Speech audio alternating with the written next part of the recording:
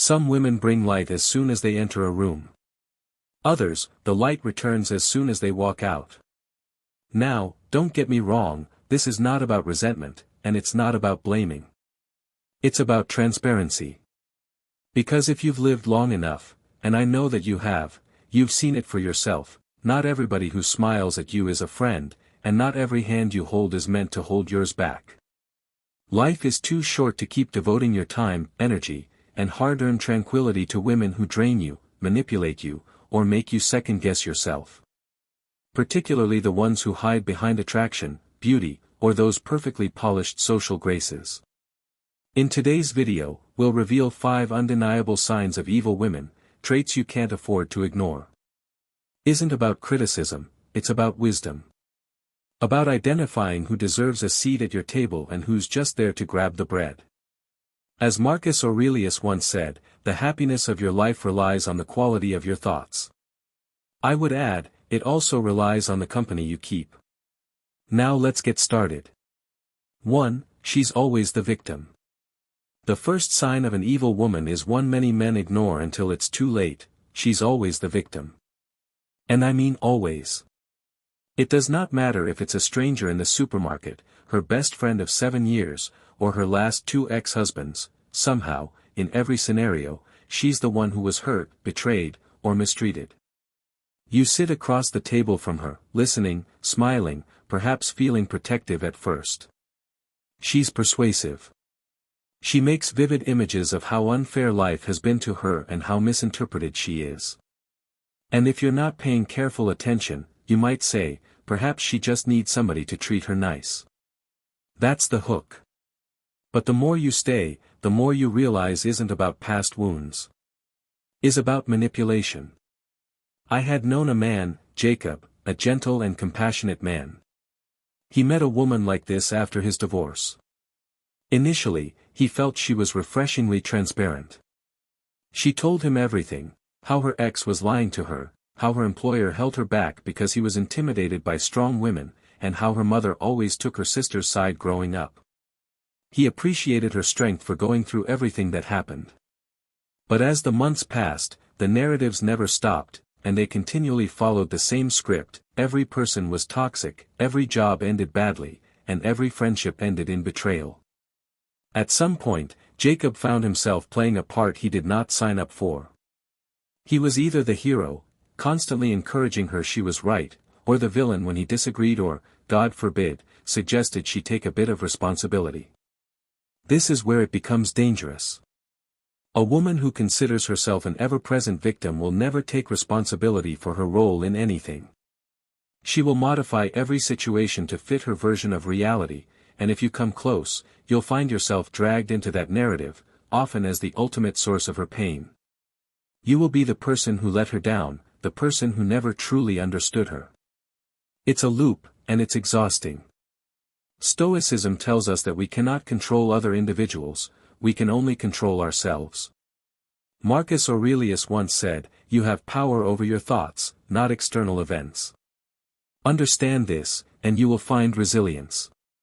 But the woman who holds victimism refuses that power. She gives in to life's situations and makes everyone else bear the burden of her emotions.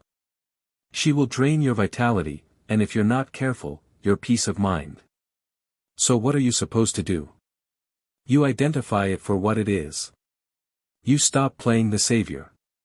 You don't take responsibility for another person's wounds that refuse to heal. You remain rooted in reason, not emotions. You offer kindness. You keep your boundaries. And if the narratives never change, you step back, quietly and strongly. Stoic wisdom tells us that peace comes from within, and if somebody continually pulls you into chaos, it's not unkind to walk away. It's reasonable. 2. She's addicted to drama. The second sign is the one you'll feel in your gut before you can see it with your eyes: she's addicted to drama. And I am not talking about that occasional mood swing we are all guilty of every now and then.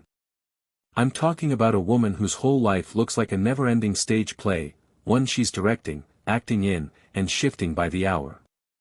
If life surrounding her gets too calm, she'll find the means to light a match and burn it down only to feel alive again. For her, peace is mundane. Stability makes her nervous. And without knowing it, you will be pulled into a loop of conflict, confusion, and emotional chaos that never seems to end. This pattern often starts little. Perhaps one day she's furious because you got distracted when she was telling a story, or you didn't respond back on time, and unexpectedly it's proof you're pulling away. What was a calm evening develops into an argument you didn't see coming. You spend hours trying to justify yourself, apologizing for something you don't really understand, and at the end of it, you're the one exhausted while she shows up weirdly energized. That's the biggest issue with individuals who thrive on drama. It gives them an aura of control. Chaos becomes their favorite place because it puts them at the center of attention. The world swirls around their emotions, while everybody else is left struggling to keep up. From a Stoic perspective, this attitude makes perfect sense when you strip it down. Seneca once said, "An angry man opens his mouth and shuts his eyes." And it applies here. Someone who's addicted to drama is not interested in reality or resolution. She's interested in the perception of power that comes with sparking emotions, whether her own or yours. She loses track of reason because she's blinded by impulse and emotions. She's not looking for harmony, her desire is for stimulation. And if you happen to be the closest cause of it, you'll be trapped in the crossfire. The real danger for you is how simple it is to get swept up in it. You might convince yourself that you're helping, that you're settling things down, but you're not. You're performing your part in her drama whether you mean to or not.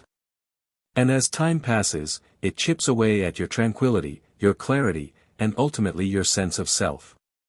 You become reactive, apprehensive, walking on eggshells, worrying about what might bring about the next storm. And when a man loses his inner peace, he loses his greatest strength. The solution? Distance. Sometimes not physical at first, but emotional. Step back. Let these waves crash without diving in to save anything. Watch, but do not participate. As Epictetus said, we can't control other people, we can only control how we react. And occasionally the wisest reaction is silence, distance, and a refusal to take part in someone else's mess. You're not obliged to be an actor in anybody's drama. Your responsibility as a Stoic man is to stay grounded and, above all, free. 3. She controls through guilt. Did you know that guilt is one of the most powerful tools of psychological control? Research shows it stimulates the same areas of the brain connected to physical pain. That's why it feels heavy, that sinking feeling in your chest. It's not all in your head. And certain women, the wrong women, know precisely how to pull those strings. The third sign of an evil woman is this: she controls through guilt. Not directly, but in silent, calculated tactics that make you second-guess your own decisions. Initially, it seems like she's just sensitive. Perhaps she becomes furious when you cancel plans to concentrate on something important at work. Perhaps she goes silent when you suggest taking a little time for yourself. You think she just needs comfort, so you offer it. You change your plans. You change your objectives. And every time, you give up just a little of yourself to escape seeing that unhappy look in her eyes. You know the one. It says, "I thought you were different." She never has to say it out loud. Her silence is enough. You begin to feel like you're disappointing her, like regardless of how hard you try, it's never quite enough. And here's the challenging part: you don't even realize it's happening until you've already crossed your boundaries. You're no longer making decisions according to reason or principles. You're responding. You're trying to escape the feeling of remorse that comes in every time you do something for yourself rather than for her. And this is how she keeps control. Guilt becomes the currency she trades in, and the more you pay, the more she demands, not necessarily with words, but with actions, moods, and the gradual withdrawal of affection. You find yourself explaining your decisions more than making them. You become the villain in her narrative if you don't meet her unspoken demands. Gradually, you stop being yourself and begin engaging in the role she's developed for you. Stoic philosophy has an answer for this. Epictetus said, "No man is free who is not master of himself." And here is the essence of it: when you let guilt control your actions, you've already given up your freedom. Guilt hinders judgment. It leads you into a loop of appeasement where you lose track of your purpose and values. The way out isn't a fight or argument. It's to establish clear boundaries, to act from reason rather than from fear. You give what you choose to give, not because you're escaping punishment, but because it aligns with who you are. And when she tries to pull on those old strings of guilt, you stay calm and resolved. Somebody who knows his values and who stands strong in them is free. And freedom is something no amount of guilt can ever take from you, unless you surrender it. 4. She lacks empathy. The fourth sign is one that often reveals itself when life takes an unexpected turn: she lacks empathy. And if you have lived long enough, you understand one thing for certain: sooner or later, life will take an unexpected turn. Perhaps you lose someone close. Perhaps your health takes a hit. Perhaps business goes downward. In those times, we all learn who is genuinely in our corner. A woman who lacks empathy. She will not be there. Or if she is, it's only because she feels she should be, not because her heart is in it. You will notice it in subtle ways at first. Perhaps you mention being stressed out after an exhausting week, and she looks up from her phone for half a second before directing the conversation back to something about her day, usually something trivial. Or maybe you share something personal, something that took a bit of guts to open up about, and rather than leaning in, she brushes past it like it's just another phrase in a casual conversation. There's a distance there. You feel it. It's not only that she doesn't understand, she doesn't care to. A man I know once told me about a woman he dated after his wife died.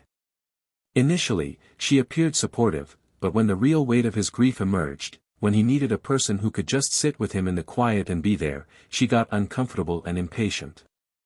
She didn't have the mental capacity to meet him where he was. Rather, she changed the topic. She gave shallow reassurances and then led everything back to herself, her ambitions, her issues, and her life. Ultimately, he realized he was more lonely with her than he was by himself. If you find yourself creating excuses for why she looks detached during your darkest moments, stop. Pay attention to the feelings. Stoicism teaches us to accept what is, not what we wish for, but what is.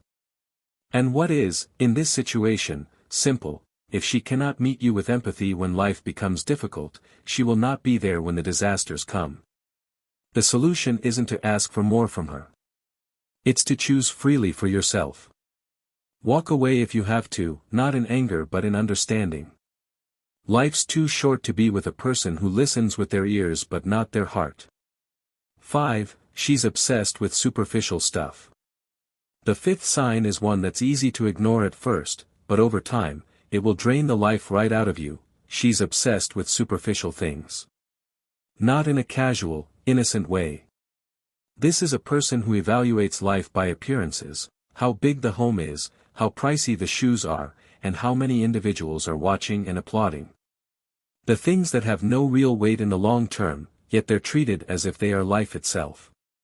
Her sense of value is associated with what she can show off, not who she genuinely is. You may think it's harmless. After all, what's wrong with wanting beautiful things? But the trouble runs deeper. It's not about the beautiful things, it's about what they represent to her: status and power. She evaluates herself, and, most importantly, she judges you according to what you can offer on the outside. You will find yourself feeling like a contender in an everlasting competition you never signed up for, whether you make 6 figures or 7 and whether you drive a reliable truck or a luxurious car. It's never enough because another person always has more, and she's continually looking for the next rung to climb. If you find yourself with someone like this, someone who cares more about the way things look than the way things truly are, understand this: you will lose yourself if you try to keep up. Your vitality, your value, your peace. It will be spent chasing shadows. The solution is simple, even though not always easy: walk away. Not out of resentment, but out of wisdom. Because a man who treasures his peace knows when to leave a shallow life behind.